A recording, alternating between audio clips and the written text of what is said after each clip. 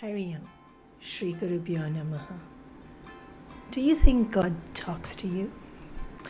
This is an interesting question because on the psychological profile test to check if you are mentally stable, this is one of the questions.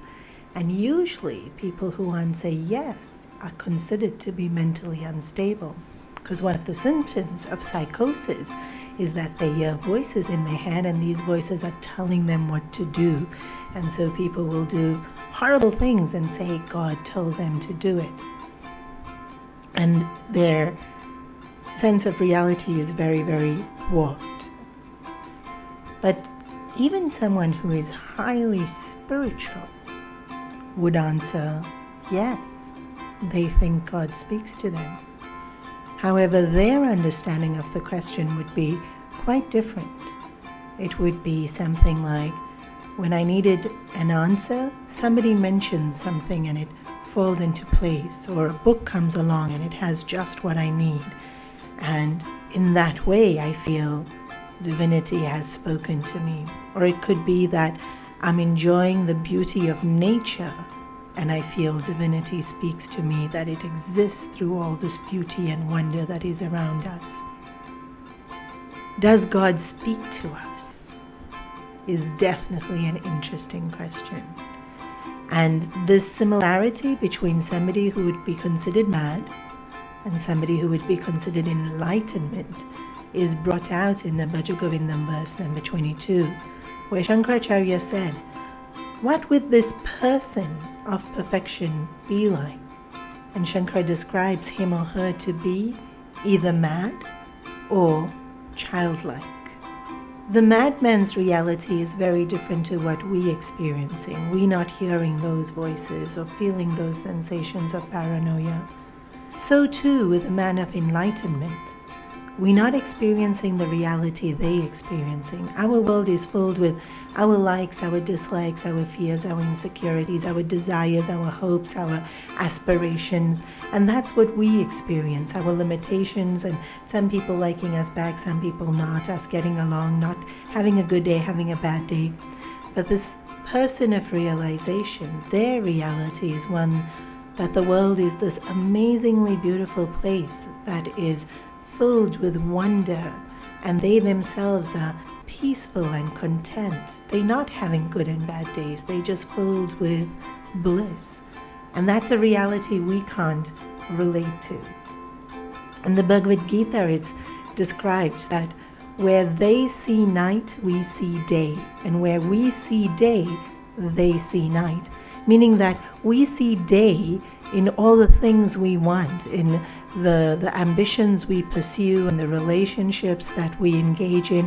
And so we find joy in those things. We find joy in objects and people and in our doing. We are busy shopping and window shopping and online shopping. They see night. They see nothing fascinating about this world whatsoever. And when they sit in their seat of meditation, they see divinity.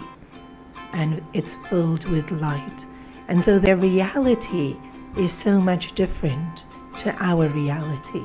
The other description that is given is childlike. This person of perfection is childlike. And again, we have to understand which part of this is the analogy that's likened to somebody who is enlightened. A child is so spontaneous and so uninhibited. You know, if they watch the Olympics ice skating competition or the gymnastic competition, then they get so inspired and then they start acting out those moves of ice skating or gymnastics. And of course they look nothing like what they saw on TV, but they still filled with such enthusiasm about it and can do it without feeling self-conscious or feeling inferior. And so that lightness of heart is the quality that is there when we drop all our identifications with the false. When we are able to truly center in divinity, there's this immense sense of freeness. And a child is also extremely spontaneous. So if you tickle them, they'll react straight away with such a joy. Or if you make an angry face, they immediately, again, react to what you're doing in that moment. And even if they do get upset and if they're crying, and if you distract them with a toy, their attention is so easily diverted because they stay in the present moment. They're not calculating and they don't carry forward emotions from the past.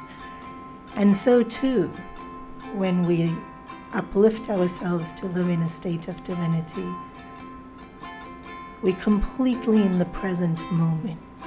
And so we're acting out of spontaneity. And there's a freeness and there's a relevance about that action.